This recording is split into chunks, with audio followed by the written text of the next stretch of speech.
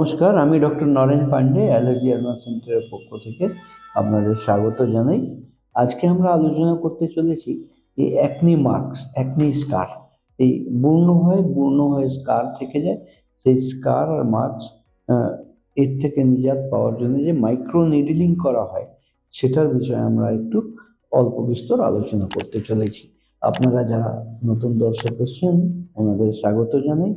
অনুরোধ করি like, subscribe, comment, share করে যেতে। পূর্ণ দর্শক যারা লাইক, সাবস্ক্রাইব, কমেন্ট, শেয়ার করছেন, ওনাদের অনেক অনেক ধন্যবাদ। আর এখনো যদি চ্যানেল না সাবস্ক্রাইব করে থাকেন, তাহলে দয়া করে সাবস্ক্রাইব করে যাবেন।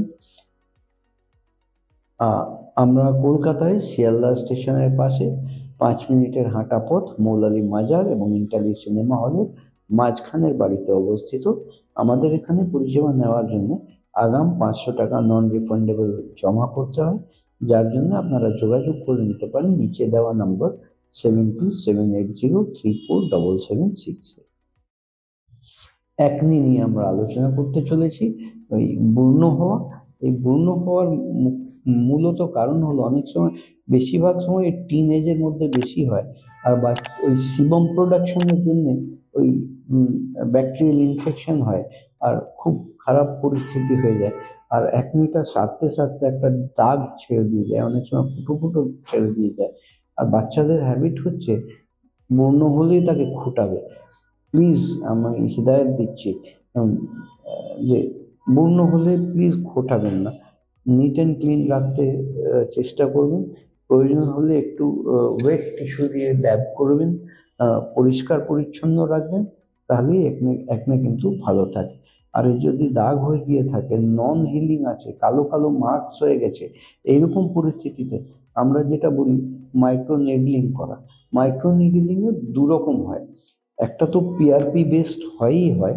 পিআরপি মানে হলো প্লেটলেট রিচ প্লাজমা দিয়ে আপনারই রক্ত নিয়ে, সেই রক্ত থেকে প্লেটলেট রিচ প্লাজমা, যেটাকে অন্য ভাষায় স্টেম সেলও বলা হয়, মানে আপনার শরীরেই স্টেম সেল বার করে এক্সট্রাক্ট করে সেটা মাইক্রো নিডলিং, মানে একটা হয় ডার্মা রোলার দিয়ে। ডার্মা রোলার ওই যেরকম ক্রিকেট মাঠে বড় রোলা থাকে পিচ তৈরি করার জন্য, ঠিক সেরকমই ছোট আকারের গোলা আমাদের কাছে থাকে, কিন্তু তাতে কাঁটা কাঁটা লাগানো। সেই কাঁটা দিয়ে ঘষে ছিদ্র ছিদ্র পুরো করে দেওয়া। চিন্তা করবেন না, খুব একটা বেদনাদায়ক নয়। শুনে যেরকম লাগছে খুব ব্যথা হবে, এত ছিদ্র হবে, নট দ্যাট। ওটা খুব মাইক্রোনাইজ নিডল থাকে, ছিদ্র ছিদ্র হয়ে যায়, তার মধ্যে ওই স্টেম সেল অ্যাপ্লাই করে দেওয়া, এটা একটা পদ্ধতি। আর একটা যেটা আমরা আরো আধুনিক যেটা আমরা করছি, সেটা হচ্ছে রেডিও ফ্রিকোয়েন্সি মাইক্রোনিডলিং। এই মাইক্রোনিডলিং পিআরপি দিয়ে তো হলোই, পিআরপি দেওয়াই হলো, তার সাথে মাইক্রোনিডলিং ভেতরে পিয়ার্স করে রেডিও ফ্রিকোয়েন্সি ওয়েভস পাঠানো, তাতে নিচের গ্ল্যান্ডগুলোর হিলিং অনেক ভালো হয়, এবং যেগুলো ব্যাকটেরিয়াল ডার্মিস থাকে সেগুলোকে শেষ করা যায়।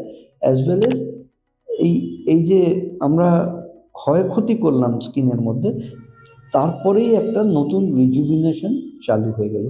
একটা শুধু সিটিংয়ে কিন্তু কমপ্লিটলি কিওর হয় না, 3-4টা সিটিং 15 দিন কি এক মাস পর পর নিলে এর এফেক্ট রেজাল্ট অনেক ভালো আছে। এই স্কারগুলো থেকে নিস্তার পাওয়া যায়, এবং কালচে কালচে যে ছোপ হয়ে গিয়ে থাকে অ্যাকনি, যে বা অ্যাক্টিভ অ্যাকনি থাকলেও তার ট্রিটমেন্টে অনেক সুবিধা হয়। অনেক মলম লাগাচ্ছেন কিন্তু কোনো সুরাহা পাচ্ছেন না, কোনো রাস্তা পাচ্ছেন না, সেই পরিস্থিতিতে কিন্তু পিআরপি বেসড মাইক্রোনিডলিং বা পিআরপি বেসড রেডিও ফ্রিকোয়েন্সি করা খুব ভালো রেজাল্টস হয়। এই পরিষেবা নেওয়া, আর এর চার্জেস, পরামর্শ শুল্ক 1000 টাকা আছে। আর পিআরপি বেসড মাইক্রোনিডলিং করতে গিয়ে মাইক্রোনিডলিং এর 4000, আর 4000 স্টেম সেল বার করা, মানে মোট 9000 টাকায় আপনি এটা করে যেতে পারবেন।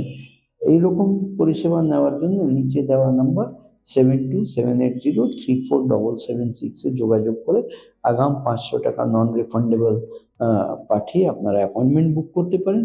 আমরা কলকাতায় শিয়ালদা স্টেশনের পাশে 5 মিনিটের হাঁটা পথ, মৌলালী মাজার, তার গা দিয়ে বাঁ দিকে প্রবেশ করলে একটা বাড়ি ছেড়ে দ্বিতীয় বাড়িতে আমরা অবস্থিত। আপনারা ভালো থাকবেন, সুস্থ থাকবেন। আর আজকের মতন এখানেই শেষ করলাম। আমি doctor Naren Pandey, allergy advance centre, Kolkata.